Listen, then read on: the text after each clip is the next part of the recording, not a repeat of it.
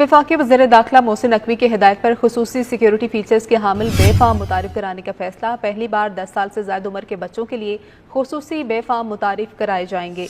10 साल से ज़्यादा उम्र के बच्चों के लिए खुसूसी बेफाम मुतारिफ कराए जाएंगे और 10 साल से ज़्यादा उम्र के बच्चों की तस्वीर और फिंगरप्रिंट्स बेफाम का लाजमी हिस्सा होंगे। खुसूसी बेफाम का इजरा मरहलावार 15 जनवरी से किया जाएगा। वफाकी वज़ीर दाखिला मोहसिन नकवी का कहना है कि इन इक़दामात से बच्चों की शनाख्ती मालूमात की चोरी और गलत इस्तेमाल को रोकने में मदद मिलेगी। इन इक़दामात से जाली शनाख्ती कार्ड्स, गैर कानूनी पासपोर्ट और इंसानी स्मगलिंग की रोकथाम होगी। टीम को मुख्तसर मुद्दत में बेफाम इस्लाहात मुतारिफ कराने पर मुबारकबाद देता हूँ।